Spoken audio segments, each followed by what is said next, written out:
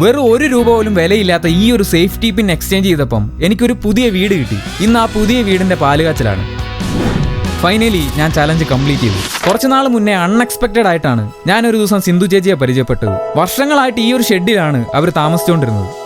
ഇപ്പോഴും എന്റെ കുഞ്ഞുങ്ങൾ എന്നെ ചോദിക്കുന്നത് എന്തോമാ വീടാണെന്നോ, എന്റെ കുഞ്ഞുങ്ങൾ. പക്ഷെ ഇന്ന് സിറ്റുവേഷൻ ഒക്കെ മാറി ഒരു പുതിയ വീടായി. ചേച്ചി ഈ ഒരു ഭ്രാന്തൻ ഐഡിയക്ക് എന്റെ കൂടെ നിന്ന കുറെ പേരുണ്ട്. പ്രത്യേകിച്ച് അനന്തു ചേട്ടൻ പരിചയപ്പെട്ട അന്ന് മുതൽ എന്റെ കൂടെ ഉണ്ട്. വലിയ സെലിബ്രേഷൻ ഒന്നും ഇല്ലെങ്കിലും ആ പുതിയ വീട്ടിലേക്ക് ഞങ്ങൾ കയറിയിട്ട് ഒരു ചെറിയ കേക്ക് ഒക്കെ കട്ട് ചെയ്തു.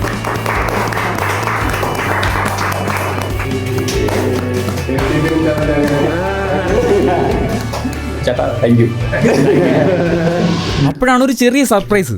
എന്റെ സമ്മാനം ഇതാണ് എനിക്ക് തന്നത്. ഇത് ഇവർക്ക് എന്നെ ഗിഫ്റ്റ് ആയിട്ട് അമ്മന് കൊടുക്കണം.